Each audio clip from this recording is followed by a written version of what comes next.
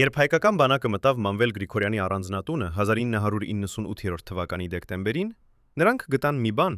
որը երբեք չպետք է գոյություն ունենար։ Մետաղյա վանդակներում, որտեղ գեներալը պահում էր իր անասունները, արջերը, վագրերը եւ այծյամները, զինվորները հայտնաբերեցին հազարավոր նամակներ։ Ոչ թե սովորական նամակներ, այլ այն նամակները, որոնք երեխաները գրել էին ռազմաճակատում կռվող իրենց հայրերին։ Նամակներ, որոնք երբեք չէին հասել իրենց հասցեատերերին։ Նամակներ, որոնք պետք է հասնեին առաջնագիծ, բայց փոխարենը վերջացել էին կենդանիների վանդակներում, խառնված անասնական կերի եւ արյան հետ։ Ինչպես կարող էր մարդը, որին ողջ ազգը կոչում էր հերոս, որին զինվորները հարգում էին որպես հայր, վերածվել այնպիսի մոնստրի, որը երեխաների արցունքները օգտագործում էր որպես անասնական խոնավություն։ Ո՞վ էր իրականում այս մարդը, Մանվել սեկտորի Գրիգորյանը։ Եվ ինչպես է հնարավոր, որ ազգային հերոսը դառնա ազգային ամոթը։ Այսօր 3 տարի անց նրա մահից մենք առաջին անգամ կպատմենք ամբողջ ճշմարտությունը։ Այն ճշմարտությունը, որը անվտանգության ծառայությունը փակել էր հատուկ դոսիեներում, կոդով HM0544։ Այն ճշմարտությունը, որը գիտեին միայն 12 մարդիկ ողջ երկրում։ Այն ճշմարտությունը, որը բացատրում է, թե ինչու է մի ամբողջ ազգ զգացել դավաճանված։ Աշալույս գյուղը Էջմիածմի շրջանում 1956 թվականի հուլիսի 14-ին ծնվեց տղա, որին ծնողները անվանեցին Մանվել։ Սովորական գյուղացիական ընտանիք, սովորական խորհրդային մանկություն, սովորական երազանքներ։ Բայց արդեն այդ տարիներին, ինչպես հիշում են դասընկերները, փոքրիկ Մանվելը տարբերվում էր մյուսներից։ Նա միշտ ուզում էր լինել առաջինը։ Միշտ ուզում էր ունենալ ավելին, քան ուրիշները։ Միշտ ուզում էր, որ բոլորը նրան նայեն։ Երբ 1975 թվականին երիտասարդ Մանվելը զորակոչվեց խորհրդային բանակ, նա արդեն գիտեր, թե ինչ ուզում է կյանքից։ Իշխանություն, հարգանք, վախ։ 2 տարի ծառայելուց հետո 1977 թվականին նա վերադարձավ գյուղ այլ մարդ։ Նա սովորել էր, թե ինչպես հրամայել, ինչպես ստիպել մարդկանց հնազանդվել, ինչպես օգտագործել վախը որպես գործիք։ Բայց իրական Մանվել Գրիգորյանը ծնվեց 1988 թվականին, երբ սկսվեց Ղարաբաղյան շարժումը։ Հայաստանը բորբոքվում էր։ Մարդիկ պահանջում էին արդարություն, պահանջում էին Արցախը վերադարձնել հայրենիքին։ Եվ Մանվելը տեսավ իր հնարավորությունը։ Նա չէր երազում ազատության մասին, նա երազում էր իշխանության մասին։ Եվ պատերազմը նրան տվեց այդ հնարավորությունը։ Պատկերացրեք մի մարդու, որը գիտի, որ պատերազմը նրա միակ ճանապարհն է դեպի հարստություն եւ փառք։ Պատկերացրեք մի մարդու, որը տեսնում է, թե ինչպես են մարդիկ մեռնում իր շուրջը, բայց մտածում է միայն այն մասին, թե ինչպես օգտագործել այդ մահերը իր օգտին։ Պատկերացրեք մի մարդու, որը կարող է լաց լինել զոհված զինվորի դագաղի մոտ առավոտյան, իսկ երեկոյան գողանալ այդ զինվորի ընտանիքին նախատեսված օգնությունը։ 1992 թվականին Մանվել Գրիգորյանը նշանակվեց Էջմիածնի կամավորական գումարտակի հրամանատար։ Սա էր նրա առաջին իրական իշխանությունը։ Սա էր պահը, երբ նա հասկացավ, պատերազմում կարելի է ոչ միայն փառք ձեռք բերել, այլև հարստություն, անչափելի հարստություն։ Նրա զինվորները հիշում են, թե ինչպես էր հրամանատարը ստուգում յուրաքանչյուր բեռնատարը, որը գալիս էր առաջնագից։ Ինչպես էր նա անձամբ բաժանում ռազմամթերքը, ինչպես էր նա վերահսկում յուրաքանչյուր տուփ, յուրաքանչյուր պարկ, յուրաքանչյուր կոնսերվ։ Նրանք կարծում էին, որ սա հոգատարությունն է։ Նրանք չգիտեին, որ սա հաշվառումն էր։ Հաշվառում այն ամենի, ինչ կարելի էր գողանալ։ Բայց ամենաշոկայինը չէր գողությունը։ Ամենաշոկայինը այն էր, թե ինչպես էր նա դա անում։ Մանվել Գրիգորյանը ստեղծել էր կատարյալ համակարգ։ Երբ հումանիտար օգնությունը գալիս էր Հայաստան, երեխաների համար, զինվորների ընտանիքների համար, վիրավորների համար, այն անցնում էր նրա ձեռքերով։ Եվ յուրաքանչյուր անգամ մի մասը անհետանում էր, ոչ թե ամբողջը։ Ոչինչ կասկածելի։ Պարզապես 10% այստեղ, 15% այնտեղ։ Ով կնկատի։ Ով կհամարձակվի ստուգել գեներալին, որը ամեն օր ռիսկի տակ է դնում իր կյանքը հայրենիքի համար։ 1993 թվականին, երբ նրան նշանակեցին առանձին AMC գումարտակի հրամանատար եւ շնորհեցին փոխգնդապետի կոչում, Մանվելը արդեն ուներ իր առաջին թաքնված պահեստները։ Ոչ թե փողի պահեստներ, ավելի լավը, սննդամթերքի պահեստներ, զենքի պահեստներ, դեղորայքի պահեստներ։ Այն սներ, այն ամենը, ինչ պատերազմում արժե ոսկուց ավելի թանկ։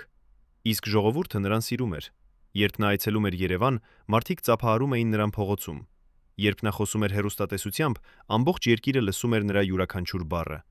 Երբ նա պատմում էր ռազմաճակատի մասին, կանայք լաց էին լինում։ Նա էր հերոսը։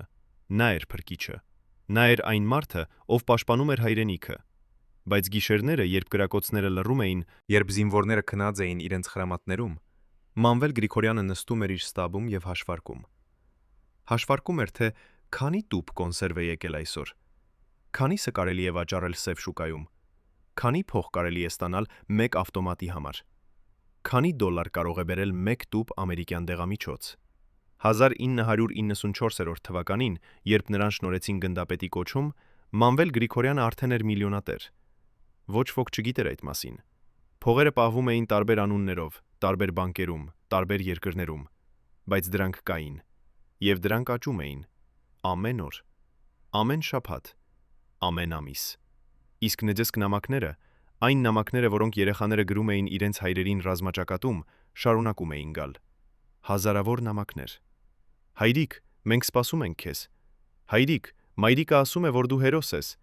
Հայրիկ, ես քեզ համար նկարել եմ նկար։ Եվ Մանվել Գրիգորյանը, մարդը, ով պատասխանատու էր այդ նամակների առաքման համար, որոշեց, որ դրանք չեն արժե նույնիսկ դրանք առաքելու ջանքերը։ Ինչու է նա դա արել։ Ինչու է մի մարդ, որը կարող էր ունենալ ամեն ինչ՝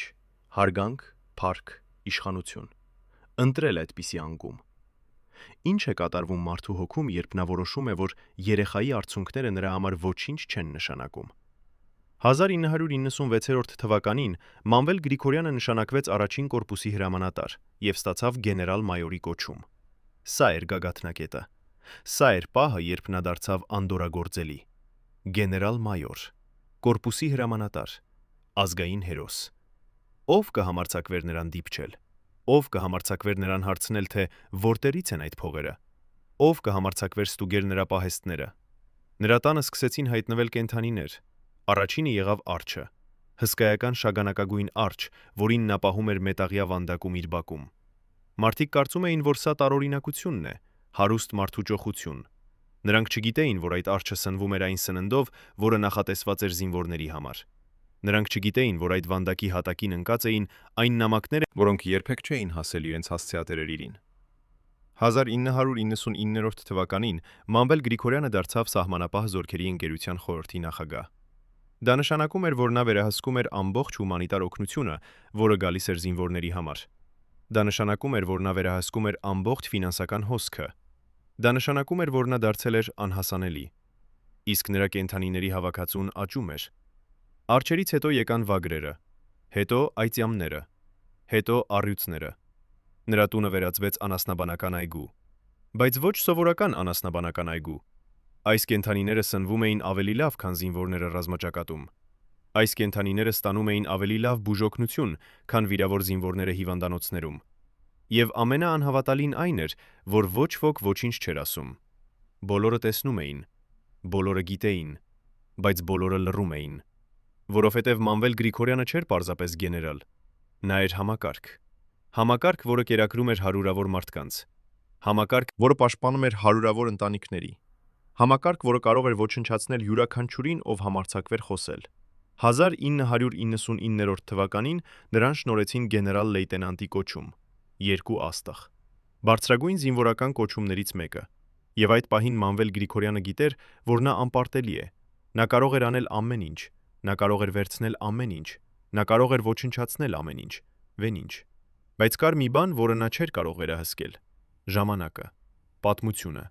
ճշմարտությունը, որովհետև ամեն գաղտնիք, որքան էլ խորը թաքցված լինի, մի օր դուրս է գալիս։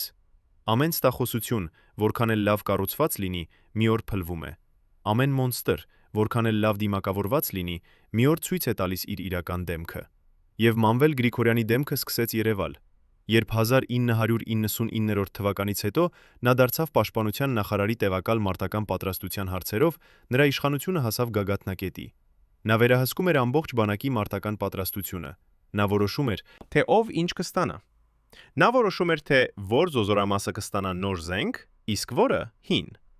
Նա որոշում էր, թե որ զինվորները կսնվեն լավ, իսկ որոնք՝ վատ։ Եվ նա օգտագործեց այդ իշխանությունը ամբողջությամբ։ Յուրաքանչյուր բեռնատար, որը բեռնված էր սննդամթերքով զինվորների համար, անցնում էր նրա վերահսկողությունից։ Յուրաքանչյուր տուփ, որը պարունակում էր դեղամիջոցներ վիրավորների համար, ստուգվում էր նրա մարդկանց կողմից։ Յուրաքանչյուր փաթեթ, որը ուղարկվում էր ռազմաճակատ, բացվում էր եւ կրկին փակվում նրա հրամանով։ Եվ ամեն անգամ, երբ այդ բեռնատարները, այդ տուփերը, այդ փաթեթները անցնում էին նրա ձեռքերով, մի մասը անհետանում էր։ Ոչ ամբողջը, երբեք ամբողջը, միայն մի մասը։ Այնքան փոքր մասը, որ ոչ ոք չէր նկատի։ Բայց երբ այդ փոքր մասերը հավաքվում էին տարիների ընթացքում, դրանք դառնում էին լեռներ։ Լեռներ սննդամթերքի, լեռներ զենքի, լեռներ փողի։ Իսկ նամակները շարունակում էին գալ։ Հազարավոր նամակներ երեխաներից, ովքեր սպասում էին իրենց հայրերին։ Հազարավոր նամակներ կանանցից, ովքեր սպասում էին իրենց ամուսիններին։ Հազարավոր նամակներ ծնողների կողմից։ Համերավոր նամակներ ծնողների կողմից։ Համերգները նորից հայտարարվեցին։ Ու կարելի էր վստահ լինել, ու կարելի էր վստահ մինչև գոլդեն մատվածից գնալու, մինչև միջ մեջ մնարել կատարելու էր այն էլ ուժեղ նվիրումը, որն էր ստեղծված նվիրումը իր ամուսինի համար հետևյալ տարիներին, Հենրիխը կնոջ հետ։ Հենրիխը հոգու կորցներ էր սիրում ոտներին վերցնելու համար, ու միշտ մինչև այդ օրվա ավարում պահելուց հեռու էր համաչելը։ Ու ինձ հեռու էր համարենք մեր Հենրիկից նամակը նրա համար։ Համակները սպասում էին մեր երկու կողք։ Հազարավոր նամակներ ծնողներից, ովքեր սպասում էին իրենց որդիներին։ Եվ Մանվել Գրիգորյանը, մարդը, ով երդվել էր պաշտպանել այդ մարդկանց, որոշեց, որ այդ նամակները ավելի լավ կծառայեն որպես անասնական խոնավություն։ Ինչու՞։ Ինչու է մի մարդ, ով ունեցել է այնքան շատ, ընտրում այդպիսի ճանապարհը։ Ինչ է կատարվում հոգում, երբ փառքը վերածվում է ագահության, երբ հերոսությունը վերածվում է հանցագործության, երբ սերը վերածվում է արհամարհանքի։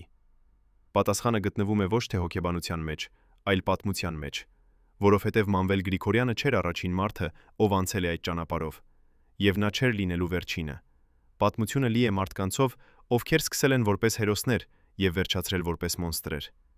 Եվ բոլոր նրանք ունեցել են մեկ ընդհանուր բան։ Նրանք հավատացել են, որ անպարտելի են, բայց Մանվել Գրիգորյանը սխալվեց։ Նա չէր անպարտելի, եւ ապացույցը գտնվում էր նրա սեփական տանը, այն նամակների մեջ, որոնք նա թաքցրել էր կենդանիների վանդակներում, այն փաստաթղթերի մեջ, որոնք նա այրել էր իր բակում, այն մարդկանց մեջ, որոնք նա կարծում էր, որ վախեցրել է լռության։ Որովհետև վախը, որքան էլ ուժեղ լինի, չի կարող հավերժ տևել։ Ճշմարտությունը, որքան էլ խորը թաքցված լինի, միշտ գտնում է ճանապարհ դեպի լույս։ Եվ արդարությունը, որքան էլ ուշանա, միշտ գալիս է։ 1999 թվականից մինչև 2008 թվականը Մանվել Գրիգորյանը ապրեց որպես անդորրագործելի թագավոր։ Նրա տունը աճեց եւ դարձավ պալատ։ Նրա կենդանիների հավաքածուն աճեց եւ դարձավ անասնաբանական այգի։ Նրա հարստությունը աճեց եւ դարձավ անչափելի։ Բայց ամեն թագավորություն ունի իր վախճանը,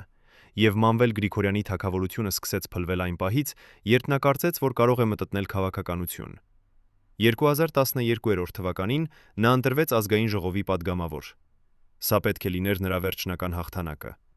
Ոչ միայն զինվորական իշխանություն, այլև քաղաքական իշխանություն։ Ոչ միայն գեներալ, այլև падգամավոր։ Ոչ միայն հերոս, այլև քաղաքական գործիչ։ Բայց քաղաքականությունը ունի իր սեփական օրենքները։ Եվ այդ օրենքներից մեկն այն է, որ քաղաքականության մեջ չկան հավերժ գաղտնիքներ։ Ամեն ինչ, ինչ դու արել ես, մի օր կօգտագործվի քո դեմ։ Ամեն մեկը, ում դու վախեցրել ես, մի օր կխոսի։ Ամեն փաստաթուղթ, որը դու կարծում էիր, որ ոչնչացրել ես, մի օր կհայտնվի։ Եվ 2017 թվականի ապրիլի 2-ին, երբ Մանվել Գրիգորյանը կրկին ընտրվեց ազգային ժողովի падգամավոր, նա չգիտեր, որ սա նրա վերջին հաղթանակն է։ Նա դա չգիտեր, որ ճիշտ այդ պահին, երբ նա ծափահարում էր իր կողմնակիցներին, արդեն կային մարդիկ, ովքեր հավաքում էին ապացույցները նրա դեմ։ Նա չգիտեր, որ նրա սեփական մարդիկ, նրանք, ում նա վստահում էր, արդեն պատրաստվում էին խոսել։ Որովհետև երբ համակարգը փոխվում է, երբ իշխանությունը փոխվում է, երբ վախը անհետանում է, մարդիկ սկսում են խոսել։ Եվ երբ մարդիկ սկսում են խոսել, ճշմարտությունը դուրս է գալիս։ Ամբողջ ճշմարտությունը։ Բայց դա պատմություն է հաջորդ գլխի համար։ Այժմ մենք պետք է հասկանանք, թե ինչպես է հնարավոր, որ մի մարդ, ով սկսել է որպես հերոս, վերջացնի որպես մոնստր։ Ինչպես է հնարավոր, որ մի մարդ, ում ողջ ազգը սիրում էր, դառնա այն մարդը, ում ողջ ազգը ատում է։ Պատասխանը պարզ է եւ միաժամանակ սարսափելի։ Իշխանությունը։ Բացարձակ իշխանությունը։ Իշխանությունը առանց վերահսկողության։ Իշխանությունը առանց պատասխանատվության։ Իշխանությունը, որը տևում է այնքան երկար, որ մարդը սկսում է հավատալ, որ նա Աստված է։ Եվ երբ մարդը հավատում է, որ նա Աստված է, նա մոռանում է, որ նա մարդ է։ Նա մոռանում է, որ նա մահկանացու է։ Նա մոռանում է, որ նա պատասխանատու է։ Նա մոռանում է, որ նա ծառա է, ոչ թե Տեր։ Եվ Մանվել Գրիգորյանը մոռացավ։ Նա մոռացավ այն երեխաներին, ովքեր սպասում էին իրենց հայրերին։ Նա մոռացավ այն կանանց, ովքեր սպասում էին իրենց ամուսիններին։ Նա մոռացավ այն զինվորներին, ովքեր վստահում էին նրան։ Նա մոռացավ այն ազգին, որը սիրում էր նրան։ Բայց ազգը չմոռացավ։ Եվ երբ եկավ ժամանակը, երբ վախը անհետացավ, երբ համակարգը փլվեց, ազգը հիշեց։ Ազգը հիշեց ամեն ինչ։ Եվ ազգը պահանջեց արդարություն։ Բայց դա էր միայն սկիզբը, որովհետև ամենասարսափելի բացահայտումները դեռ առաջ էին։ Այն, ինչ գտնվեց Մանվել Գրիգորյանի տանը, երբ բանակը վերջապես մտավ այնտեղ,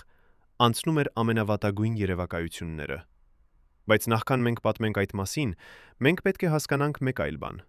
Մենք պետք է հասկանանք, թե ինչպես է մի մարդ կարողանում ապրել այդպիսի կրկնակի կյանքով։ Ինչպես է նա կարողանում ամեն առավոտ նայել հայելուն եւ տեսնել հերոս, երբ նա գիտի, որ իրականում նա մոնստր է։ Պատասխանը գտնվում է հոգեբանության մեջ։ Մարդկային հոգին ունի զարմանալի կարողություն արդարացնել ինքն իրեն։ Մենք կարող ենք համոզել մեզ, որ մեր ամենավատ արարքները իրականում լավ են։ Մենք կարող ենք համոզել մեզ, որ մեր զոհերը արժանի չեն մեր կարեկցությանը։ Մենք կարող ենք համոզել մեզ, որ մենք հատուկ ենք, որ մենք տարբեր ենք, որ մեզ համար օրենքները չեն գործում։ Եվ Մանվել Գրիգորյանը համոզեց ինքն իրեն։ Նա համոզեց ինքն իրեն, որ նա արժանի է այդ հարստությանը, որովհետև նա ռիսկի տակ դրեց իր կյանքը հայրենիքի համար։ Նա համոզեց ինքն իրեն, որ զինվորները չեն արժանի լավ սնունդը, որովհետև նրանք պարզապես կատարում են իրենց պարտքը։ Նա համոզեց ինքն իրեն, որ այն երեխաները, ովքեր գրում էին նամակներ, չեն հասկանում իրական աշխարհը։ Եվ ամենասարսափելին այն է, որ նա հավատաց դրան։ Նա իսկապես հավատաց, որ նա արդարացված է։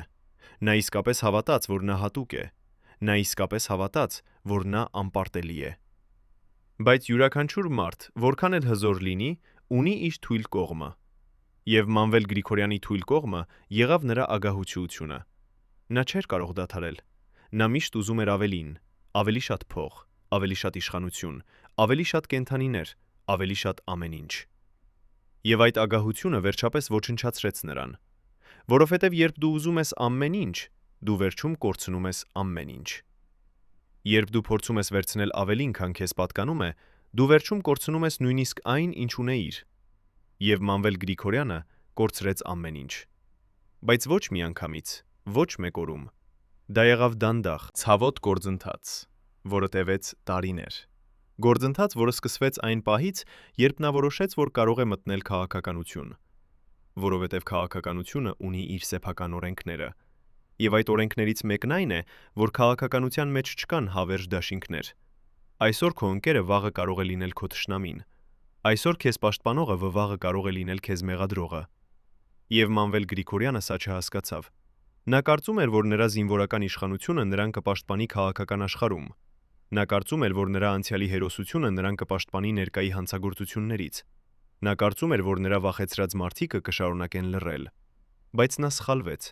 Եվ այդ սխալը նրան արժեցավ ամեն ինչ։ Հիմա, երբ մենք գիտենք, թե ինչպես սկսվեց այս պատմությունը, մենք պատրաստ ենք իմանալ, թե ինչպես այն շարունակվեց։ Մենք պատրաստ ենք իմանալ այն գաղտնիքները, որոնք Մանվել Գրիգորյանը թաքցրել էր տասնամյակներ։ Մենք պատրաստ ենք իմանալ ճշմարտությունը։ Բայց նախքան մենք շարունակենք, մեկ հարց. Եթե դուք լինեիք այն զինվորներից մեկը, ով վստահում էր Մանվել Գրիգորյանին, եթե դուք լինեիք այն երեխաներից մեկը, ով գրել էր նամակ իր հորը, եթե դուք լինեիք այն ընտանիքներից մեկը, ով սպասում էր իր սիրելիին, ինչ կզգայիք, երբ իմանայիք ճշմարտությունը։ Մտածեք այդ մասին,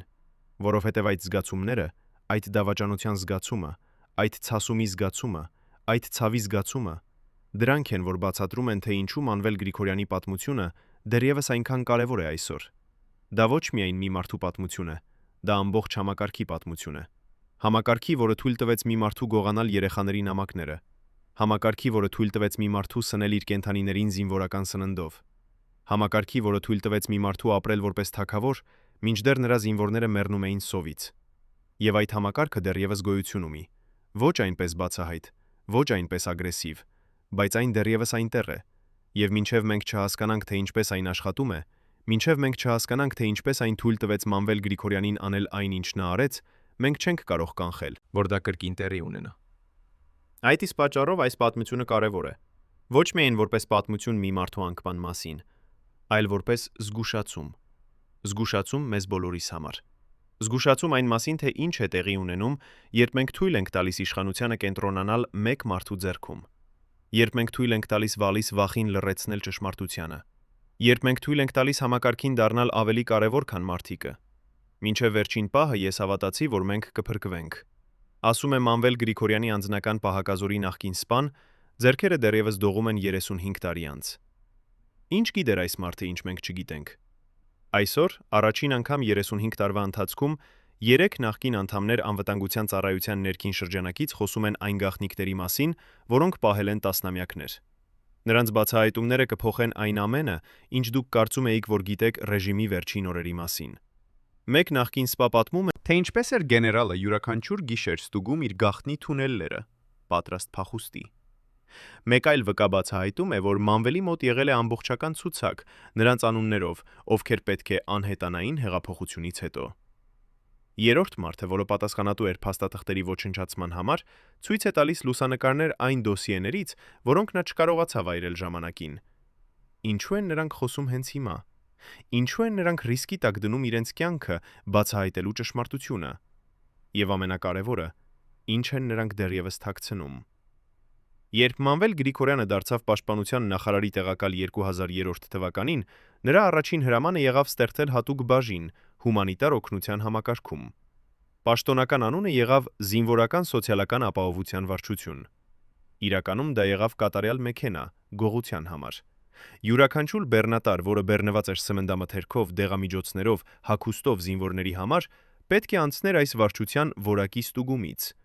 Եվ յուրաքանչյուր անգամ, երբ բեռնատարը դուրս էր գալիս այդ ստուգումից, նա դառնում էր թեթև։ Ոչ շատ թեթև։ Ոչ այնքան, որ ինչ-որ մեկը նկատի։ Պարզապես 10% այստեղ, 15% այնտեղ։ Նախկին սպան, որը աշխատում էր այդ վարչությունում, հիշում է մանրամասները։ Մենք ունեինք հատուկ կշեռքներ, ասում է նա ձայնը դողալով։ Յուրաքանչյուր տուփ կշռվում էր մինչև մտնելը եւ դուրս գալուց հետո։ Բայց երկրորդ կշռումը միշտ ցույց էր տալիս ավելի քիչ քաշ։ Մենք գրանցում էինք այդ տարբերությունը որպես բնական կորուստ փոխադրման ժամանակ։ Ով կստուգի։ Ով կհամարձակվի կասկածել գեներալին, որը ամեն օր ռիսկի տակ է դնում իր կյանքը հայրենիքի համար։ Բայց ամենասարսափելին չէր քանակը, ամենասարսափելին էր համակարգականությունը։ Մանվել Գրիգորյանը ստեղծել էր ամբողջական ցանց մարդկանցից, ովքեր աշխատում էին նրա համար տարբեր մակարդակներում։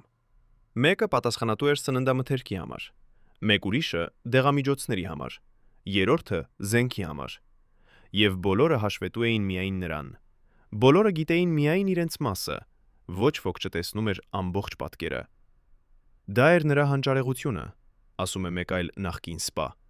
Նա երբեք չէր թույլ տալիս, որ մեկ մարդ իմանա չափազանց շատ։ Ես գիտեի միայն այն մասին, ինչ ես անում էի։ Ես չգիտեի, թե ինչ էին անում ուրիշները։ Այդպես, եթե մեկը բռնվեր, նա չէր կարող մատնել ամբողջ համակարգը։ Նա կարող էր մատնել միայն իր մասը, եւ իր մասը միշտ կարող էր ներկայացվել որպես անհատական սխալ, ոչ թե համակարգային կոռուպցիա։ Իսկ փողերը հոսում էին ամեն օր, ամեն շաբաթ, ամեն ամիս։ Նախկին ֆինանսական սպան, որը պատասխանատու էր փողերի լվացման համար, պատմում է, թե ինչպես էր դա աշխատում։ Մենք ունեինք տասնյակ ընկերություններ, գրանցված տարբեր անուններով։ Այդ ընկերությունները փյունները պաշտոնապես զբաղվում էին շինարարությամբ, առևտրով, տրանսպորտով։ Իրականում դրանք էին միայն թղթի վրա, բայց դրանք ունեին բանկային հաշիվներ։ Եվ այդ հաշիվներին փողերը գալիս էին որպես վճարում ծառայությունների համար։ Ով կստուգի։ Ով կհամարձակվի հարցնել, թե ինչ ծառայություններ են դրանք։ Բայց Մանվել Գրիգորյանը չէր բավարարվում պարզապես փողով։ Նա ուզում էր իշխանություն, դխացարցակ իշխանություն։ Եվ նա գիտեր, որ իշխանությունը գալիս է վախից։ Այդ իսկ պատճառով նա ստեղծեց իր սեփական հատուկ ստորաբաժանումը։ Պաշտոնապես դա կոչվում էր անձնական անվտանգության խումբ։ Իրականում դա էր մասնավոր բանակ։ Այդ խմբի նախկին անդամը պատմում է. Մենք էինք 12 հոգի։ Բոլորս ընտրված էինք անձամբ գեներալի կողմից։ Բոլորս ունեինք հատուկ պատրաստություն։ Բոլորս գիտեինք, որ մեր աշխատանքը ոչ միայն պաշտպանել գեներալին է։ Մեր աշխատանքն էր վախեցնել նրանց, ովքեր կարող էին խոսել։ Մենք երբեք չէինք սպանում։ Մենք պարզապես ցույց էինք տալիս, որ կարող ենք սպանել։ եւ դա բավական էր։ Ինչպես էր դա աշխատում։ Նախկին սպան բացատրում է. երբ ինչ-որ մեկը սկսում էր չափազանց շատ հարցեր տալ, երբ ինչ-որ մեկը սկսում էր չափազանց շատ խոսել, մենք ստանում էինք հրաման։ Մենք երբեք չէինք ստանում հրաման սպանել։ Միշտ ավելի նուրդ բան։ Այցելեք նրան, խոսեք նրա հետ, ցույց տվեք նրան լուսանկարները։ Եվ մենք գիտեինք, թե ինչ անել։ Մենք այցելում էինք այդ մարդուն գիշերը։ Մենք ցույց էինք տալիս նրան լուսանկարներ նրա ընտանիքի անդամնից։ Մենք ասում էինք նրան, թե որտեղ են նրա երեխաները սովորում, որտեղ է նրա կինը աշխատում, որտեղ են նրա ծնողները ապրում։ Մենք երբեք չէինք սպա, մենք երբեք չէինք սպառնում բացահայտ։ Մենք պարզապես ցույց էինք տալիս, որ մենք գիտենք։ Եվ դա բավական էր։ Իսկ նամակները շարունակում էին գալ։ Հազարավոր նամակներ երեխաներից, ովքեր սպասում էին իրենց հայրերին։ Եվ Մանվել Գրիգորյանը, մարդը, ով պատասխանատու էր այդ նամակների առաքման համար, շարունակում էր դրանք թաքցնել։ Բայց ինչու։ Ինչու է մի մարդ, ով արդեն ունի ամեն ինչ, փող, իշխանություն, հարգանք, անում այդպիսի բան։ Նախկին հոգեբան, որը աշխատել է անվտանգության ծառայությունում, բացատրում է. դա ոչ թե ագահության մասին է, դա վերահսկողության մասին է։ Երբ դու վերահսկում ես նամակները, դու վերահսկում ես տեղեկատվությունը։ Երբ դու վերահսկում ես տեղեկատվությունը, դու վերահսկում ես հույզերը։ Երբ դու վերահսկում ես հույզերը, դու վերահսկում ես մարդկանց։ Մանվել Գրիգորյանը գիտեր, որ այդ նամակները ոչ միայն թուղթ են։ Դրանք եկապ զինվորների եւ նրանց ըվորների եւ նրանց ընտանիքների միջև։ Եվ երբ դու կտրում ես այդ կապը, դու դարձնում ես զինվորներին ավելի կախված քեզնից։ Նրանք չունեն այլ աջակցություն։ Նրանք ունեն միայն քեզ։ Բայց համակարգը չէր կարող հավերժ տևել, եւ Մանվել Գրիգորյանը սկսեց դա զգալ 2003 թվականների կեսերին։ Նախկին սպան հիշում է այդ ժամանակաշրջանը։ Նա դարձավ ավելի նյարդային, ավելի կասկածամիտ։ Նա սկսեց տեսնել դավաճաններ ամենուր։ Նա սկսեց փոխել իր անձնական պահակազորը ամեն 6 ամիսը մեկ։ Նա սկսեց ստուգել իր սնունդը թույնի համար։ Նա սկսեց քնել տարբեր սենյակներում ամեն գիշեր։ Նա սկսեց վստահել միայն իր կնոջը, եւ նույնիսկ նրան նա չէր ամբողջովին վստահում։ Ինչու այդ փոփոխությունը։ Ինչու է մի մարդ, ով տասնամյակներ ապրել է որպես անդորրագործելի թագավոր, հանկարծ դառնում պարանոիկ։ Պատասխանը գտնվում է քաղաքականության մեջ։ 2003 թվականների կեսերին Հայաստանում սկսեցին փոփոխություններ։ Հին համակարգը սկսեց փլվել։ Նոր մարդիկ սկսեցին գալ իշխանության։ Եվ այդ նոր մարդիկը չէին պարտական Մանվել Գրիգորյանին։ Նախկին քաղաքական խորհրդական պատմում է. Մանվելը հասկացավ, Որ նրա պաշտպանիչները հնանում են։ նրա դաշնակիցները թուլանում են։ Նրա թշնամիները ուժեղանում են։ Եվ նա գիտեր, որ եթե նա կորցնի իր քաղաքական պաշտպանությունը, նա կմնա անպաշտպան։ Այդ իսկ պատճառով նա որոշեց մտնել քաղաքականություն ինքը։ Նա կարծեց, որ եթե նա դառնա падգամավոր, նա կունենա անձեռնմխելիություն։ Նա սխալվեց։ 2012 թվականին, երբ Մանվել Գրիգորյանը ընտրվեց ազգային ժողովի падգամավոր, նա կարծեց, որ դա նրա փրկությունն է։ Նա կարծեց, որ հիմա նա անդորրագործելի է։ Նա կարծեց, որ հիմա նա կարող է շարունակել իր համակարգը առանց վախի։ Բայց նա չգիտեր, որ քաղաքականությունը ունի իր սեփական օրենքները։ Եվ այդ օրենքներից մեկն այն է, որ քաղաքականության մեջ չկան հավերժ դաշինքներ։ Նախկին падգամավոր, որը աշխատել է Մանվելի հետ, հիշում է. նա եկավ ազգային ժողով կարծելով, որ նա դեռևս գեներալ է։ Նա փորձեց հրամայել մարդկանց։ Նա փորձեց վախեցնել մարդկանց։ Բայց քաղաքականության մեջ դա չի աշխատում։ Քաղաքականության մեջ դու պետք է բանակցես։ Դու պետք է համաձայնություններ կնքես։ Դու պետք է զիջումներ անես։ Եվ Մանվելը երբեք չէր սովորել դա անել։ Նա միայն գիտեր, թե ինչպես վերցնել։ Նա երբեք չէր սովորել, թե ինչպես տալ։ Բայց ամենավատագույնը դեռ առաջ էր։ Որովհետև երբ Մանվել Գրիգորյանը մտավ քաղաքականություն, նա բերեց իր հետ իր գաղտնիքները։ Եվ քաղաքականության մեջ գաղտնիքները են ամենավտանգավոր զենքը։ Ոչ քո ձեռքում, այլ քո թշնամիների ձեռքում։ Ինչպես կզգայիք դուք, եթե իմանայիք, որ մարդը, ում դուք վստահել եք ձեր կյանքը, մարդը, ում դուք հարգել եք որպես հերոս, մարդը, ում դուք սիրել եք որպես հայր, իրականում գողացել է ձեր երեխաների նամակները եւ օգտագործել դրանք որպես անասնական խոնավություն։ Ինչպես կզգայիք դուք, եթե իմանայիք, որ այն սնունդը, որը նախատեսված էր ձեր որդու համար ռազմաճակատում, վերջացել է մի հարուստ մարդու կենդանիների փորում։ Ինչպես կզգայիք դուք, եթե իմանայիք, որ այն դեղամիջոցները, որոնք կարող էին փրկել ձեր ամուսնու կյանքը, վաճառվել են սև շուկայում, որպիսի մի գեներալ կարողանա գնել եւս մեկ ոսկե ժամացույց։ Պատկերացրեք այդ զգացումները, պատկերացրեք այդ ցավը, պատկերացրեք այդ ցասումը։ Եվ հիմա պատկերացրեք, որ դուք պետք է լռեք այդ մասին, որովհետև եթե դուք խոսեք, ձեր ընտանիքը կտուժի, եթե դուք խոսեք, ձեր երեխաները կտուժեն, եթե դուք խոսեք, դուք ինքներդ կտուժեք։ Այդ էր իրականությունը հազարավոր մարդկանց համար Հայաստանում տասնամյակներ շարունակ։ Նրանք գիտեին ճշմարտությունը, բայց նրանք չէին կարող խոսել։ Նրանք ապրում էին վախի մեջ, եւ այդ վախը պահում էր Մանվել Գրիգորյանին իշխանության մեջ։ Բայց վախը, որքան էլ ուժեղ լինի, չի կարող հավերժ տևել։ Եվ 2017 թվականին, երբ Հայաստանում սկսվեց նոր շարժում, երբ մարդիկը դուրս եկան փողոցներ պահանջելով փոփոխություններ, վախը սկսեց անհետանալ։ Եվ երբ վախը անհետացավ, մարդիկը սկսեցին խոսել։ Նախկին զինվոր, որը ծառայել է Մանվելի հրամանատարության ներքո, հիշում է այդ ժամանակաշրջանը։ Երբ սկսվեց շարժումը, երբ մարդիկը դուրս եկան փողոցներ, ես զգացի, որ ինչ-որ բան փոխվում է։ Ես զգացի, որ վախը թուլանում է։ Ես զգացի, որ հիմա կարող եմ խոսել։ Եվ ես խոսեցի։ Ես պատմեցի իմ պատմությունը։ Ես պատմեցի, թե ինչպես էր գեներալը գողանում մեր սնունդը։ Ես պատմեցի, թե ինչպես էր նա թաքցնում մեր նամակները։ Ես պատմեցի ամեն ինչ։ Եվ նա միակը չէր։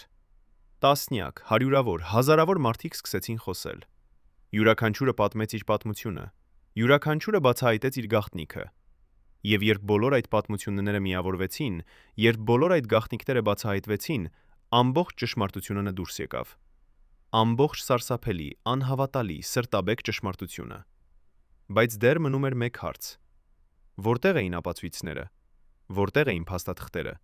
որտեղ էին նամակները, որովհետև վկայությունները, որքան էլ հզոր լինեն, չեն բավական, եթե դրանք չունեն էլ հզոր լինեն, չեն բավական։ Պետք են ապացույցներ, պետք են փաստեր, պետք են փաստաթղթեր։ Եվ այդ ապացույցները գտնվում էին այնտեղ, որտեղ Մանվել Գրիգորյանը երբեք չէր կարծում, որ ինչ-որ մեկը կնայի։ Նրա սեփական տանը, նրա սեփական բակում, նրա սեփական կենդանիների վանդակներում։ Բայց մինչև մենք հասնենք այնտեղ, մինչև մենք պատմենք այն մասին, թե ինչ գտնվեց այդ տանը, մենք պետք է հասկանանք ևս մեկ բան։ Մենք պետք է հասկանանք, թե ինչպես է մի մարդ կարողանում ապրել այդպիսի կրկնակի կյանքով այնքան երկար ժամանակ։ Նախկին հոգեբանը բացատրում է. մարդկային հոգին ունի անհավատալի կարողություն ադապտացվելու հակասություններին։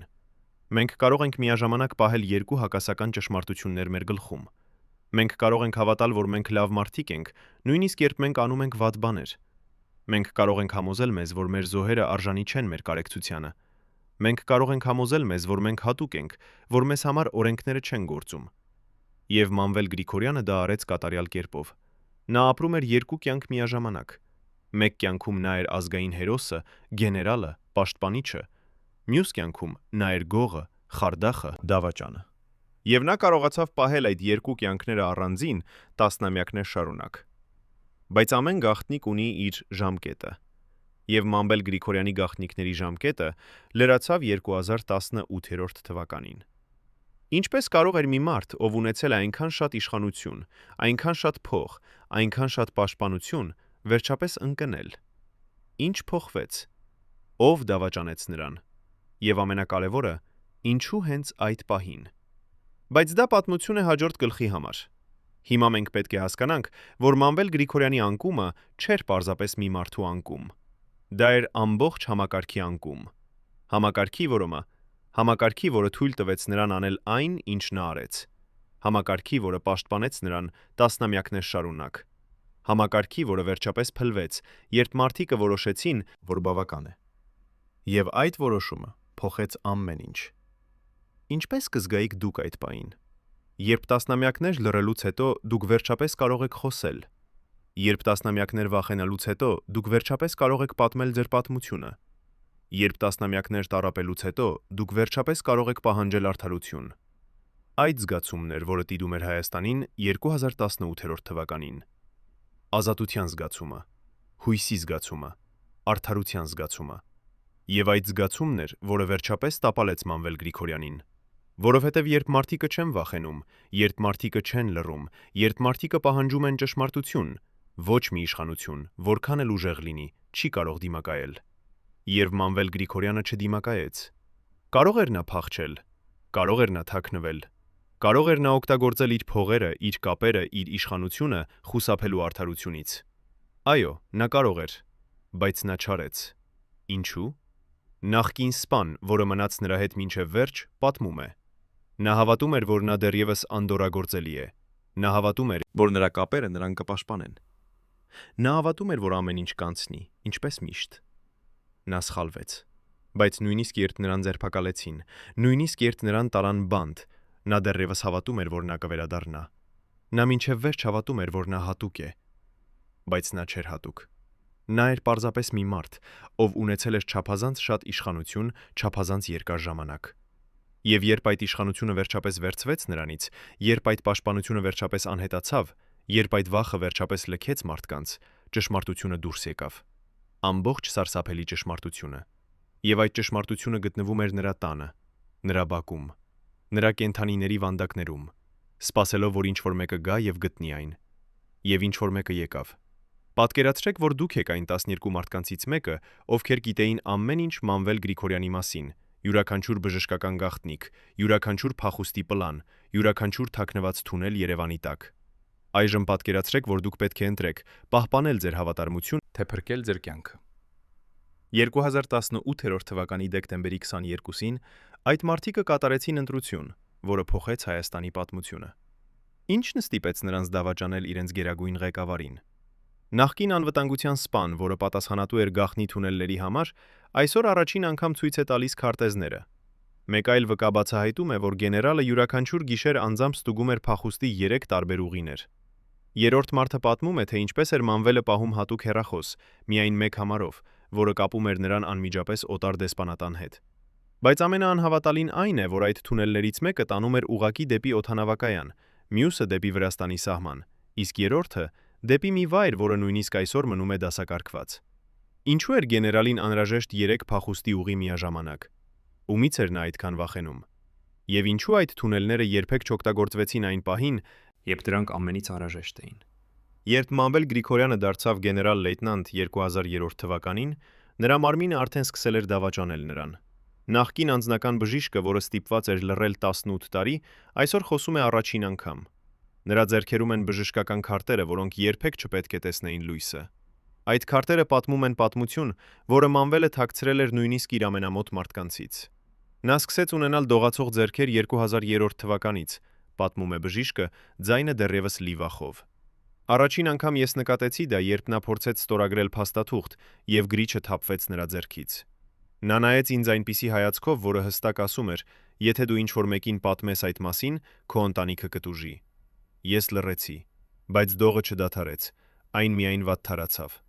Բժշկական քարտերը ցույց են տալիս ավելին։ Մանվել Գրիգորյանը տառապում էր բարձր ճնշումից, որը հասնում էր 2 օր 10 միավորի։ Նրա սիրտը աշխատում էր անկանոն ռիթմով։ Նրա լյարդը ցույց էր տալիս վնասվածության նշաններ։ Բայց ամենասարսափելին էր նյարդաբանական ախտորոշումը, որը բժիշկը գրել էր գաղտնի նշումների մեջ։ Հնարավոր նախադեմենցիայի նախանշաններ։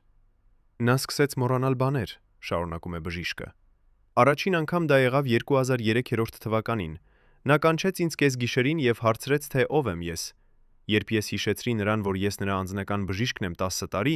նա նայեց ինձ եւ ասաց. «Իհարկե, ես գիտեի դա, ես պարզապես ստուգում էի քեզ»։ Բայց ես տեսա նրա աչքերում վախը։ Նա չէր հիշում ինձ։ Նույնիսկ մի րոպեի համար, բայց նա չէր հիշում։ Դեղամիջոցների ցուցակը, որը պահվում էր գեներալի անձնական սեյֆում, կարդալիս սարսափելի է։ Դեղեր սրտի համար 7 տեսակ, դեղեր ճնշման համար 5 տեսակ, դեղեր քնի համար 3 տեսակ, դեղեր ցավի համար անթիվ, եւ ամենասարսափելին,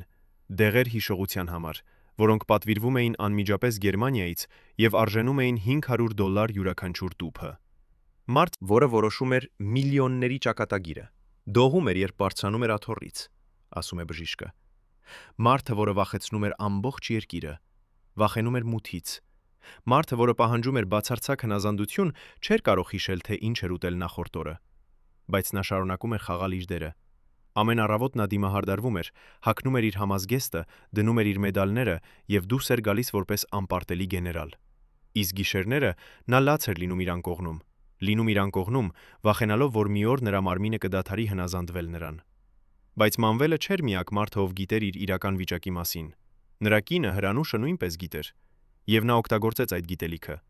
Նախկին սպան, որը աշխատում էր տանը, հիշում է, թե ինչպես էր Հրանուշը դառնում ավելի ու ավելի ուժեղ, որքան Մանվելը դառնում էր ավելի ու ավելի թույլ։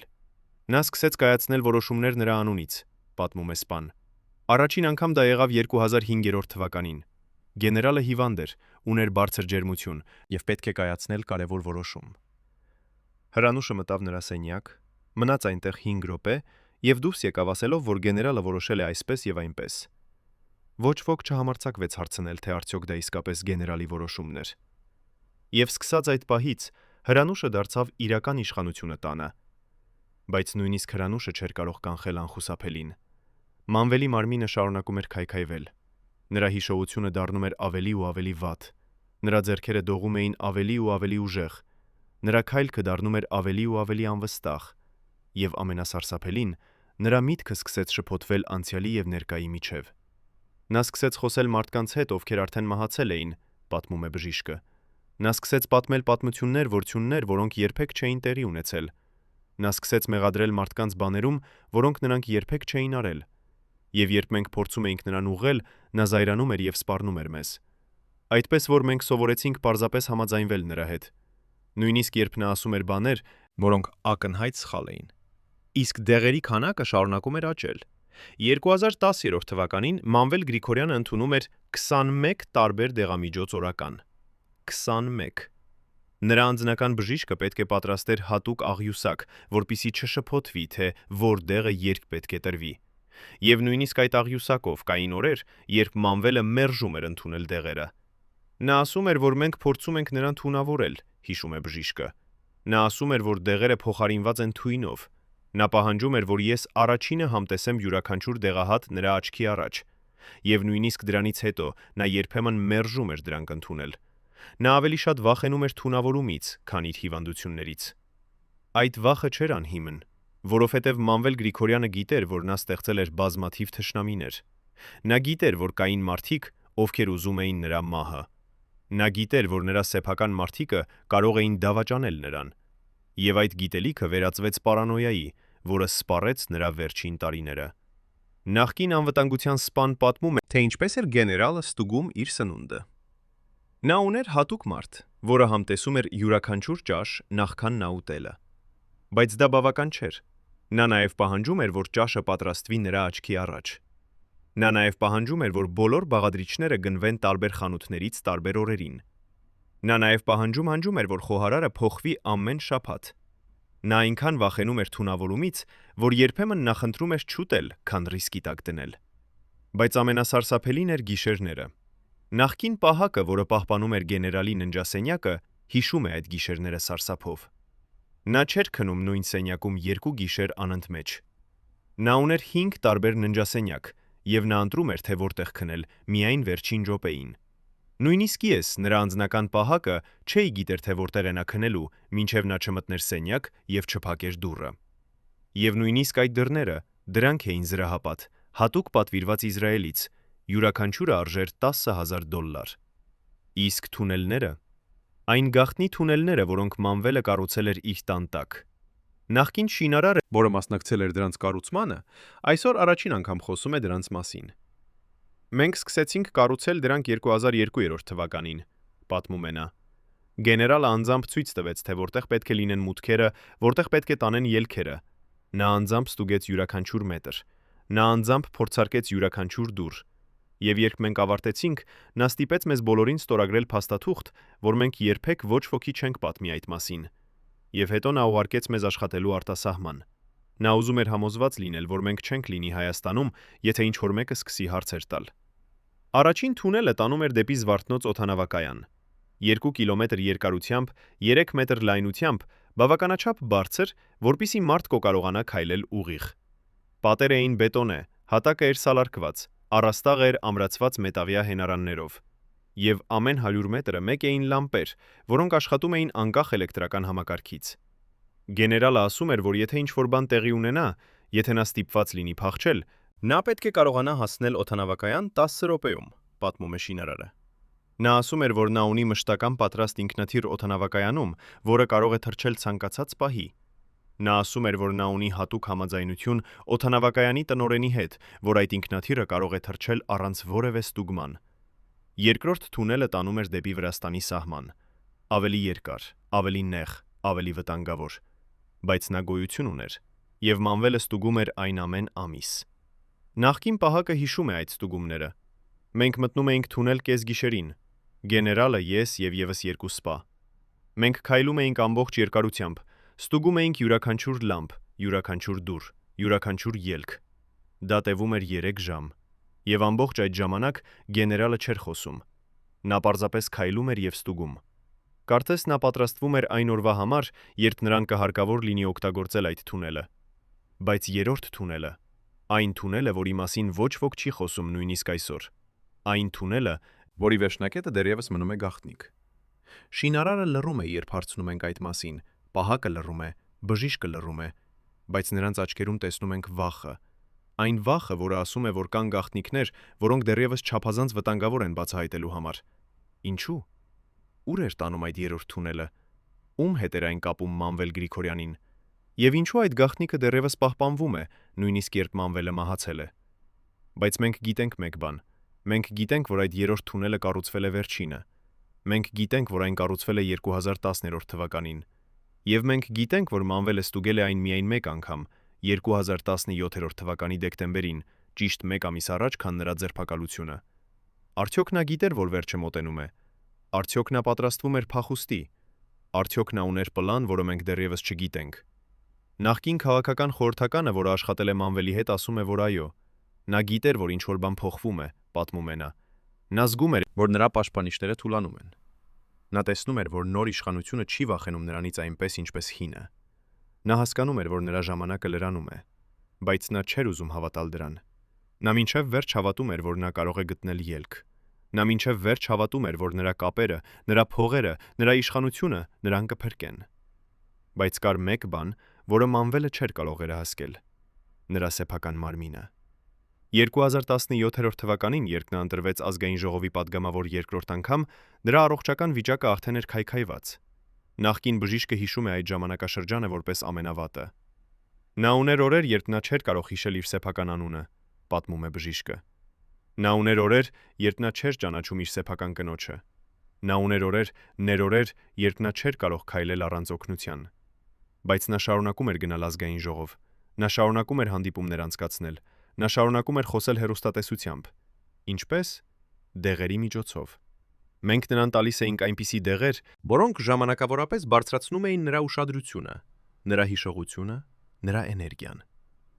Բայց այդ դեղերը ունեին սարսափելի կողմնակի ազդեցություններ։ Դրանք քայքայում էին նրա լյարդը, նրա երիկամները, նրա սիրտը։ Բայց նա չէր հետաքրքրվում։ Նա ուզում էր միայն մեկ բան՝ մնալ իշխանության մեջ։ Եվ այդպես նա մնաց։ Մինչև 2018 թվականի հունիսը։ Մինչև այն պահը, երբ նոր իշխանությունը որոշեց, որ բավական է։ Մինչև այն պահը, երբ բանակը մտավ նրա տունը։ Մինչև այն պահը, երբ ամբողջ ճշմարտությունը դուրս եկավ։ Բայց նախքան մենք պատմենք այդ մասին, մենք պետք է հասկանանք եւս մեկ բան։ Մենք պետք է հասկանանք, թե ինչ էր պահվում այն արխիվներում, որոնք Մանվել Գրիգորյանը թաքցրել էր իր տանը։ Որովհետև այդ արխիվները պարունակում էին ոչ միայն նրա սեփական գաղտնիքները, այլև ամբողջ համակարգի գաղտնիքները։ Անվտանգության ծառայության նախկին սպան, որը պատասխանատու էր փաստաթղթերի պահպանման համար, այսօր առաջին անգամ խոսում է այդ արխիվների մասին։ Նրա ձեռքերում են լուսանկարներ այն դոսիեներից, որոնք նա կարողացավ փրկել, մինչև դրանք ոչնչացվելը։ Եվ այդ լուսանկարները ցույց են տալիս պատմություն, որը փոխում է ամեն ինչ։ Մանվելը պահում էր դոսիեներ բոլորի վրա, պատմում է նա։ Յուրաքանչյուր գեներալի, յուրաքանչյուր նախարարի, յուրաքանչյուր падգամավորի։ Նա գիտեր նրանց բոլոր գաղտնիքները, նա գիտեր նրանց բոլոր թույլ կողմերը, նա գիտեր նրանց բոլոր վախերը, եւ նա օգտագործում էր այդ գիտելիքը։ Երբ նրան անհրաժեշտ էր ինչ-որ մեկի աջակցությունը, նա պարզապես բացում էր այդ մարդու դոսիեն եւ գտնում էր ինչ-որ բան, որը կարող էր օգտագործել։ Դա կարող էր լինել ֆինանսական սկանդալ, դա կարող էր լինել սեռական սկանդալ, դա կարող էր լինել ցանկացած բան, բայց դա միշտ էր բավական ստիպելու այդ մարդուն համագործակցել։ Բայց ամենաարժեքավոր դոսիեները չէին այն դոսիեները, որոնք վերաբերում էին անհատներին։ Ամենաարժեքավոր դոսիեները էին այն դոսիեները, որոնք վերաբերում էին համակարգին։ Դոսիեներ, որոնք ցույց էին տալիս, թե ինչպես էր աշխատում կոռուպցիան բանակում։ Դոսիեներ, որոնք ցույց էին տալիս, թե ինչպես էր բաժանվում հումանիտար օգնությունը։ Դոսիեներ, որոնք ցույց էին տալիս, թե ինչպես էին փողերը լվացվում։ Այդ դոսիեներ էին Մանվելի ապահովագրությունը, բացատրում է նախկին սպան։ Նա գիտեր, որ եթե ինչ-որ բան տեղի ունենա նրա հետ, եթե նրան ձերբակալեն կամ սպանեն, այդ դոսիեները կհրապարակվեն, եւ դրանք կոչնչացնեին ոչ միայն նրան, այլև տասնյակ այլ մարդկանց։ Այդ իսկ պատճառով նրանք բոլորը ուներին շահ պաշտպանել նրան։ Նրանք բոլորը ուներին շահ, որ նա մնա կենդանի եւ ազատ։ Բայց 2018 թվականին ինչ-որ բան փոխվեց։ Նոր իշխանությունը որոշեց, որ այլևս չի վախենա այդ դոսիեներից։ Նոր իշխանությունը որոշեց, որ պատրաստ է վճարել գինը, բացահայտելու ճշմարտությունը։ Նոր իշխանությունը որոշեց, որ Մանվել Գրիգորյանը պետք է պատասխանի իր արարքների համար։ Եվ երբ այդ որոշումը կայացվեց, երբ այդ հրամանը տրվեց, երբ այդ գործողությունը սկսվեց, Մանվել Գրիգորյանի աշխարհը սկսեց փլվել։ Նախկին անվտանգության սպան հիշում է այն առավոտը։ Դա էր հունիսի 26-ը, 2018 թվականին։ Ես էի պահպանում տունը, ինչպես միշտ։ Ամեն ինչ էր նորմալ։ Գեներալը դեռ քնած էր։ Հրանուշը նախաճաշում էր։ Կենդանիները սնվում էին։ Եվ հանկարծ ես տեսա մեքենաները։ 10, 15, 20 մեքենա։ Բոլորը սև, բոլորը զրահապատ, բոլորը լի զինված մարդկանցով։ Նրանք շրջապատեցին տունը 3 րոպեում։ Նրանք փակեցին բոլոր ելքերը։ Նրանք կտրեցին բոլոր հեռախոսային գծերը, եւ հետո նրանք մտան։ Ինչ գտնվեց այնտեղ։ Ինչ տեսան նրանք, երբ մտան Մանվել Գրիգորյանի տունը։ Ինչ բացահայտումներ սպասում էին նրանց այն սենյակներում, այն պահեստներում, այն վանդակներում։ Բայց դա պատմություն է, որը պահանջում է իր սեփական գլուխը։ Դա պատմություն է, որը չի կարող պատմվել շտապ։ Դա պատմություն է, որը պահանջում է ժամանակ, մանրամասներ, հույզեր։ Հիմա մենք պետք է հարցնենք ձեզ. ինչպես կզգայիք դուք, եթե իմանայիք, որ մարդը, ում դուք վստահել եք ձեր կյանքը, մարդը, ում դուք հարգել եք որպես հերոս, մարդը, ում դուք սիրել եք որպես հայր, իրականում ապրել եք կրկնագի կյանք։ Մի կյանքում անպարտելի գեներալ, մյուս կյանքում քայքայվող հիվանդ, որը վախենում է իր սեփական ստվերից։ Ինչպես կզգայիք դուք, եթե իմանայիք, որ այն ուժը, որը դուք տեսնում էիք, իրականում էր թուլություն։ Այն վստահությունը, որը դուք զգում էիք, իրականում էր վախ։ Այն իշխանությունը, որը դուք հարգում էիք, իրականում էր պարանոյա։ Առաջին անգամ 35 տարվա ընթացքում այն մարդը, ով պատասխանատու էր Մանվել Գրիգորյանի անձնական անվտանգության համար, համաձայնվեց խոսել տեսախցիկի առջև։ Նրա ձեռքերը դողում են, ձայնը կոտրվում է, բայց նա պատրաստ է պատմել այն ամենը, ինչ տեսել է, այն ամենը, ինչ լսել է, այն ամենը, ինչ թաքցրել է տասնամյակներ շարունակ։ Նա պատմում է, թե ինչպես էր գեներալը յուրաքանչյուր երեկո նստում իր ստաբում եւ կարդում զինվորների նամակները, ոչ թե դրանք ուղարկելու, այլ ընտրելու համար, թե որոնք պետք է անհետանան։ Նա պատմում է, թե ինչպես էր Մանվելը անձամբ տանում այդ նամակները իր կենդանիների վանդակներ եւ նետում դրանք հատակին, որպես խոնավություն։ Նա պատմում է, թե ինչպես էր գեներալը ծիծաղում, երբ նրա արջերը պատառում էին այն թղթերը, որոնց վրա երեխաները գրել էին. «Հայրիկ, ես սպասում եմ քեզ»։ Ինչու է նա խոսում հենց հիմա։ Որովհետև նա ասում է, որ չի կարող ավելի ապրել այդ գաղտնիքի հետ։ Որովհետև նա ասում է, որ յուրաքանչյուր գիշեր տեսնում է այդ երեխաների դեմքերը իր երազներում։ Որովհետև նա ասում է, որ եթե նա չխոսի հիմա, նա երբեք չի կարողանա ներել ինքն իրեն։ Երբ բանակը մտավ Մանվել Գրիգորյանի առանձնատունը 2018 թվականի հունիսի 26-ին, նրանք սպասում էին գտնել ապացույցներ կոռուպցիայի համար։ Նրանք սպասում էին գտնել գողացված սննդամթերք, գողացված զենք, գողացված փող։ Բայց այն, ինչ նրանք գտան, անցնում էր ամենավատագույն երևակայությունները։ Առաջին սպան, որը մտավ կենդանիների վանդակները, հիշում է այդ պահը որպես իր կյանքի ամենասարսափելի փորձառությունը։ Հոտը հարվածեց ինձ առաջինը, պատմում է նա, աչքերը լցված արցունքներով։ Դա չէր պարզապես կենդանիների հոտը, դա էր ինչ-որ այլ բան, ինչ-որ բան, որը ստիպեց ինձ փսխել։ Երբ ես մտա վանդակը, ես տեսա հատակը։ Այն ծածկված էր թղթերով, հազարավոր թղթերով։ Ես խոնարհվեցի եւ վերցրի մեկը։ Դա էր նամակ։ Երեխայի ձեռագրով։ Հայրիկ, ուսուցիչը ասաց, որ դու հերոս ես։ Ես հպարտ եմ քեզնով։ Խնդրում եմ, արագ վերադարձիր տուն։ Ես նայեցի շուրջս։ Ամենուր նամակներ էին, հարյուրավոր, հազարավոր նամակներ։ Ոմանք պատրված էին կենդանիների կողմից, ոմանք թրջված էին արյունով, ոմանք այնքան հին էին, որ գրեթե փոշիացել էին։ Եվ ես հասկացա։ Ես հասկացա, որ այս նամակները երբեք չէին հասել իրենց հասցեատերերին։ Ես հասկացա, որ այս երեխաները երբեք չէին ստացել պատասխան իրենց հայրերից։ Ես հասկացա, որ Մանվել Գրիգորյանը գողացել էր ոչ միայն սնունդը, ոչ միայն զենքը, ոչ միայն փողը, նա գողացել էր հույսը։ Բայց նամակները չէին միակ բացահայտումը։ Երբ սպաները շարունակեցին որոնումները, երբ նրանք բացեցին պահեստները, երբ նրանք մտան գաղտնի սենյակները, նրանք գտան ավելին, շատ ավելին։ Նախկին հետաքննող, որը ղեկավարում էր որոնումները, պատմում է մանրամասները։ Մենք գտանք ամբողջ պահեստ, լի զինվորական սննդորական սննդամթերքով, ասում է նա։ Կոնսերվներ, որոնք արտադրվել էին 2010 թվականին եւ պետք է ուղարկվեին ռազմաճակատ, բայց դրանք երբեք չէին ուղարկվել։ Դրանք պահվել էին այստեղ, Մանվելի տանը, մինչդեռ զինվորները սովածություն էին քաշում առաջնագծում։ Մենք գտանք դեղամիջոցներ, հազարավոր տուփ դեղամիջոցներ, որոնք նախատեսված էին վիրավոր զինվորների համար, բայց դրանք երբեք չէին հասել հիվանդանոցներ։ Դրանք պահվել էին այստեղ, մինչդեռ մարդիկը մեռնում էին ցավից։ Մենք գտանք հագուստ, ձմեռային համազգեստներ, կոշիկներ, ձեռնոցներ, բոլորը նոր, բոլորը անօգտագործված, բոլորը գողացված զինվորներից, ովքեր սառնում էին ձմռանը։ Իսկ հետո նրանք գտան սեյֆը, հսկայական մետաղյա սեյֆ, որը թաքնված էր Մանվելի անձնական գրասենյակի պատի հետևում։ Երբ նրանք բացեցին այն, երբ նրանք տեսան, թե ինչ է ներսում, նրանք չէին կարող հավատալ իրենց աչքերին։ Նախկին հետաքննողը շարունակում է. ներսում էին փաստաթղթեր,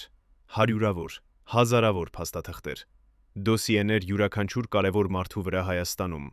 գեներալներ, նախարարներ, պատգամավորներ, բիզնեսմեններ։ Յուրաքանչյուր դոսիե պարունակում էր մանրամասն տեղեկություններ նրանց մասին, նրանց ընտանիքների մասին, նրանց ֆինանսների մասին, նրանց գաղտնիքների մասին եւ ամենակարևորը, նրանց թույլ կողմերի մասին։ Մանվելը պահում էր այս դոսիեները որպես ապահովագրություն։ Նա գիտեր, որ եթե ինչ-որ մեկը փորձի նրան դիպչել, նա կարող է օգտագործել այս տեղեկությունները։ Նա կարող է սպառնալ բացահայտել գաղտնիքները, նա կարող է ոչնչացնել մարդկանց միայն մի փաստաթղթով։ Բայց ամենաշոկայինը չէր այն, ինչ գտնվեց սեյֆում։ Ամենաշոկայինը եղավ այն, ինչ գտնվեց կենդանիների վանդակներում։ Երբ սպաները սկսեցին մաքրել այդ վանդակները, երբ նրանք սկսեցին հավաքել նամակները, նրանք գտան եւս մի բան, ինչ-որ բան, որը փոխեց ամեն ինչ։ Նախկին սպան, որը մասնակցել է մաքրման աշխատանքներին, պատմում է. մենք գտանք լուսանկարներ, հարյուրավոր լուսանկարներ, որոնք խառնված էին նամակների հետ, լուսանկարներ զինվորներից, ովքեր ծառայում էին ռազմաճակատում, լուսանկարներ ընտանիքներից, ովքեր ուղարկել էին դրանք իրենց սիրելիներին, լուսանկարներ երեխաներից, ովքեր ուզում էին, որ իրենց հայրերը տեսնեն, թե ինչպես են նրանք մեծացել։ Բոլոր այդ լուսանկարները, բոլոր այդ հիշողությունները, բոլոր այդ սերը, նետված կենդանիների վանդակներում, օգտագործված որպես անասնական խոնավություն, պատարված արջերի կողմից, ծամված վագրերի կողմից, ոչնչացված այծյամների կողմից։ Երբ այս լուրը տարածվեց, երբ մարդիկը իմացան, թե ինչ է գտնվել Մանվել Գրիգորյանի տանը, ամբողջ Հայաստանը ցնցվեց։ Մարդիկը, ովքեր սիրել էին նրան որպես հերոս, զգացին դավաճանված։ Մարդիկը, ովքեր վստահել էին նրան որպես պաշտպանիչ, զգացին խաբված։ Մարդիկը, ովքեր հարգել էին նրան որպես գեներալ, զգացին նվաստացված։ Նախկին զինվոր, որի նամակը գտնվեց այդ վանդակներում, պատմում է իր զգացումները։ Երբ ես տեսա լուսանկարը իմ նամակից հեռուստատեսությամբ, երբ ես ճանաչեցի իմ ձեռագիրը, երբ ես հիշեցի, թե ինչ էի գրել այդ նամակում, ես չէի կարող շնչել։ Ես հիշեցի այն օրը, երբ գրեցի այդ նամակը։ Ես հիշեցի, թե ինչպես էի սպասում պատասխանի։ Ես հիշեցի, թե ինչպես էի յուրաքանչյուր օր հարցնում հրամանատարին, թե արդյոք եկել է ինչ-որ բան ինձ համար։ Եվ նա ասում էր. ոչ, ոչինչ չի եկել։ Նա ասում էր հավանաբար փոստը ուշանում է։ Նա ասում էր մի անհանգստացիր, շուտով կգա։ Բայց այն երբեք չեկավ, որովհետև այն արդեն այնտեղ էր։ Այն արդեն նրա տանն էր։ Այն արդեն նրա կենդանիների վանդակում էր։ Եվ նա գիտեր դա։ Նա ամբողջ ժամանակ գիտեր դա։ Եվ նա ծիծաղում էր ինձ վրա։ Բայց ամենասարսափելին դեռ առաջ էր։ Որովհետև երբ հետաքննողները սկսեցին ուսումնասիրել այդ նամակները, երբ նրանք սկսեցին կարդալ դրանք, երբ նրանք սկսեցին հասկանալ, թե ինչ էր իրականում տեղի ունեցել, նրանք բացահայտեցին ինչ-որ բան ավելի վատ։ Նրանք բացահայտեցին, որ Մանվել Գրիգորյանը ոչ միայն թաքցրել էր նամակները, նա նաև օգտագործել էր դրանք։ Նախկին հետաքննողը բացատրում է. մենք գտանք նամակներ, որոնք պարունակում էին կարևոր տեղեկություններ։ Նամակներ, որտեղ զինվորները պատմում էին իրենց ընտանիքներին, թե ինչ է տեղի ունենում ռազմաճակատում։ Նամակներ, որտեղ նրանք բողոքում էին վատ պայմաններից, նամակներ, որտեղ նրանք մեղադրում էին հրամանատարներին կոռուպցիայի մեջ։ Եվ Մանվելը կարդում էր այդ նամակները, նա օգտագործում էր այդ տեղեկությունները։ Եթե ինչ-որ զինվոր գդրում էր, որ նրա հրամանատարը գողանում է սնունդը, Մանվելը կանչում էր այդ հրամանատարին և սպառնում էր նրան, բայց ոչ թե դադարեցնելու գողությունը, այլ պահանջելու իր մասնաբաժինը։ Եթե ինչ-որ զինվոր գրում էր, որ նա տեսել է ինչ-որ բան, որը չպետք է տեսներ, Մանվելը համոզվում էր, որ այդ զինվորը փոխադրվում է այլ տեղ, հեռու, որտեղ նա չի կարող խոսել, որտեղ նա չի կարող վնաս հասցնել համակարգին։ Այսպիսով նամակները չէին միայն գողացված հույսը, դրանք էին նաև գործիք վերահսկողության համար, գործիք ճնշման համար, գործիք իշխանության համար։ Եվ Մանվել Գրիգորյանը օգտագործել էր դրանք կատարյալ կերպով։ Բայց ով էր այն մարդը, ով վերջապես դավաճանեց նրան։ Ով էր այն մարդը, ով տվեց հրամանը մտնել նրա տունը։ Ով էր այն մարդը, ով որոշեց, որ բավական է։ Պատասխանը գտնվում է ոչ թե մեկ մարդու մեջ, այլ ամբողջ համակարգի մեջ։ Որովհետև երբ համակարգը փոխվում է, երբ իշխանությունը փոխվում է, երբ վախը անհետանում է, բոլորը դառնում են դավաճաններ։ Նախկին քաղաքական խորհրդականը բացատրում է. Մանվելը կարծում էր, որ նա ունի դաշինքներ։ Նա կարծում էր, որ նա ունի ընկերներ։ Նա կարծում էր, որ նա ունի ընկերներ։ Նա կարծում էր, որ նա ունի ընկերներ։ Նա կարծում էր, որ նա ունի ընկերներ։ Նա կարծում էր, որ նա ունի ընկերներ։ Նա կարծում էր, որ նա ունի ընկերներ։ Նա կարծում էր, որ նա ունի ընկերներ։ Նա կարծում էր, որ նա ունի ընկերներ։ Նա կարծում էր, որ նա ունի ընկերներ։ Նա կարծում էր, որ նա ունի ընկերներ։ Նա կարծում էր, որ նա ունի ընկերներ։ Նա կարծում էր, որ նա ունի ընկերներ։ Նա կարծում էր, որ նա ունի ընկերներ։ Նա կարծում էր, որ նա ունի ընկերներ։ Նա կարծում էր, որ նա ունի ընկերներ։ Նա կարծում էր, որ նա օրծում էր, որ նա ունի ընկերներ։ Նա կարծում էր, որ նա ունի ընկերներ։ Նա կարծում էր, որ նա ունի ընկերներ։ Նա կարծում էր, որ նա ունի ընկերներ։ Նա կարծում էր, որ նա ունի ընկերներ։ Նա կարծում էր, որ նա ունի ընկերներ։ Նա կարծում էր, որ նա ունի ընկերներ։ Նա կարծում էր, որ նա ունի ընկերներ։ Նա կարծում էր, որ նա ունի ընկերներ։ Նա կարծում էր, որ նա ունի ընկերներ։ Նա կարծում էր, որ նա ունի ընկերներ։ Նա կարծում էր, որ նա ունի ընկերներ։ Նա կարծում էր, որ նա ունի ընկերներ։ Նա կարծում էր, որ նա ունի ընկերներ։ Բոլոր պլանները։ Եվ այդ մարդը եղավ նրա ամենամոտ օգնականը՝ Կարեն Ավագյանը։ Նախկին սպան, որը աշխատել է Կարենի հետ, պատմում է. Կարենը եղավ Մանվելի աջ ձեռքը 30 տարի։ Նա գիտեր ամեն ինչ։ Նա տեսավ ամեն ինչ։ Նա արեց ամեն ինչ։ Բայց երբ նոր իշխանությունը եկավ, երբ նրանք սկսեցին հետաքննություն, Կարենը եղավ առաջինը, ով խոսեց։ Նա պատմեց ամեն ինչ։ Նա ցույց տվեց ամեն ինչ։ Նա մատնեց ամեն ինչ։ Ինչու՞։ Որովհետև նրան խոստացել էին անձեռնմխելիություն, որովհետև նրան խոստացել էին պաշտպանություն, որովհետև նրան խոստացել էին, որ եթե նա խոսի, նա չի պատժվի։ Եվ նա խոսեց։ Նա պատմեց այն ամենը, ինչ Մանվելը երբեք չէր ուզում, որ ինչ-որ մեկը իմանա։ Երբ Մանվել Գրիգորյանը իմացավ Կարենի դավաճանության մասին, երբ նա հասկացավ, որ նրա ամենամոտ ընկերը դարձել է նրա ամենավատ թշնամին, երբ նա գիտակցեց, որ ամեն ինչ կորած է, նա փորձեց օգտագործել իր վերջին զենքը։ Նա փորձեց օգտագործել այն դոսիեները, որոնք նա պահել էր տասնամյակներ։ Նա փորձեց սպառնալ, բացահայտել գաղտնիքները։ Նա փորձեց վախեցնել մարդկանց։ Բայց այն չաշխատեց։ Նախկին հետաքննողը բացատրում է ինչու։ Նոր իշխանությունը որոշել էր, որ այլևս չի վախենա այդ դոսիեներից։ Նրանք որոշել էին, որ պատրաստ են վճարել գինը, բացահայտելու ճշմարտությունը։ Նրանք որոշել էին, որ ավելի լավ է կորցնել մի քանի մարդկանց, քան թույլ տալ, որ ամբողջ համակարգը շարունակի փտել։ Այդ իսկ պատճառով, երբ Մանվելը փորձեց սպառնալ, նրանք պարզապես ասացին. «Արա դա,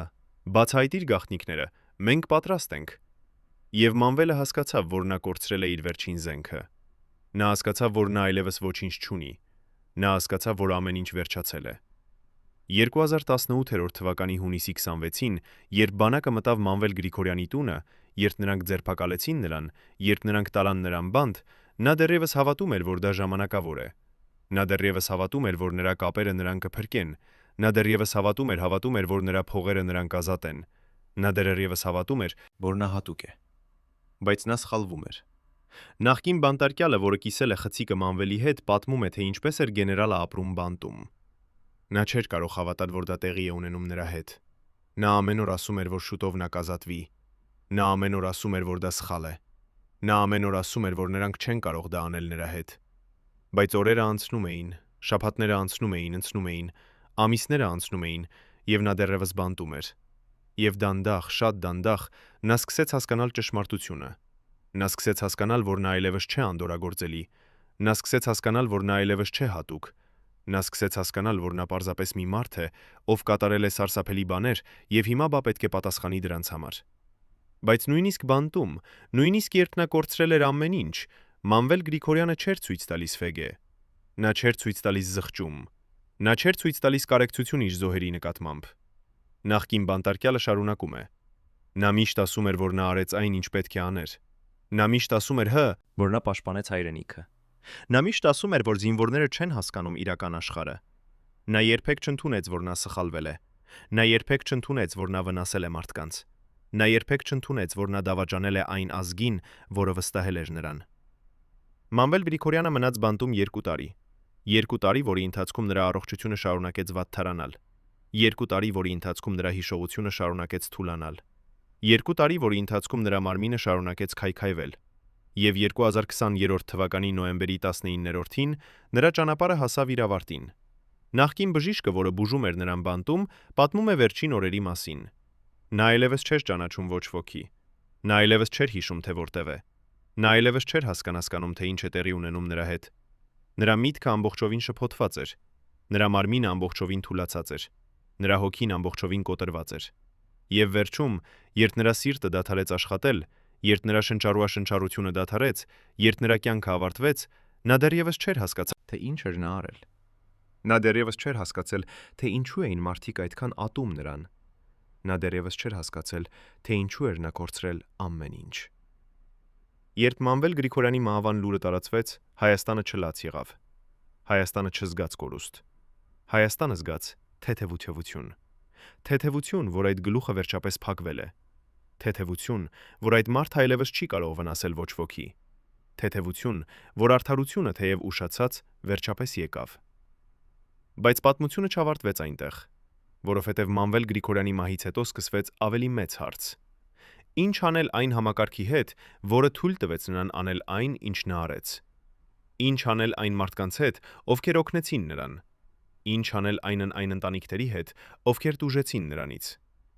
Նախկին զինվորը, որի նամակը գտնվեց կենդանիների վանդակում, պատմում է, թե ինչ փոխվեց նրա համար։ Երբ ես տեսա իմ նամակը հեռուստատեսությամբ, երբ ես իմացա, թե ինչ էր տեղի ունեցել, ես զգացի ցասում, ես զգացի ցավ, ես զգացի դավաճանություն։ Բայց ես նաև զգացի ինչ-որ այլ բան։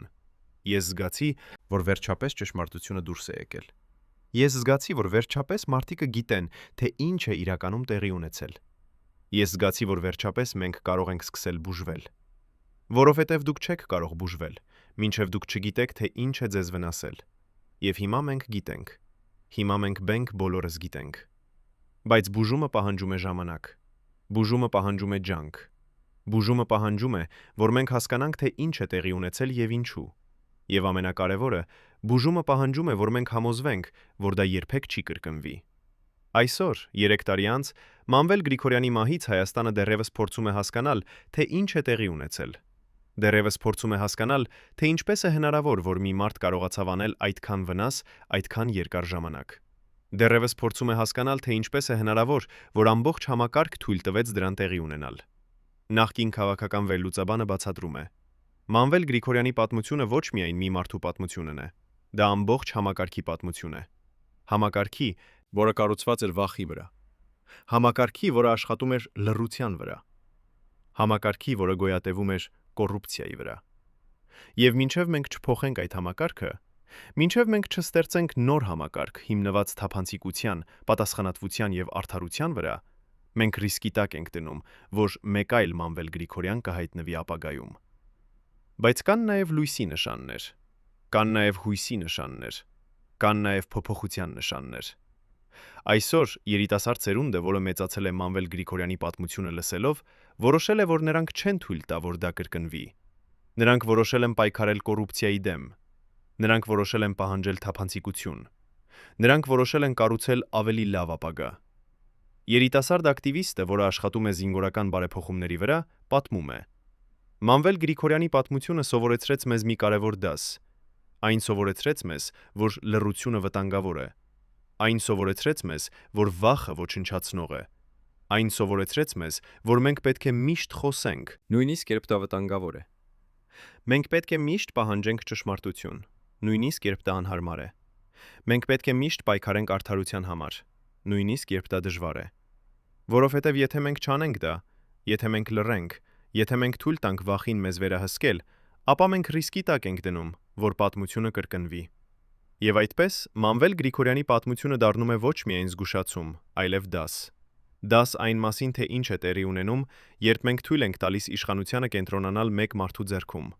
Դաս այն մասին, թե ինչ է տեղի ունենում, երբ մենք թույլ ենք տալիս վախին լռեցնել ճշմարտությանը։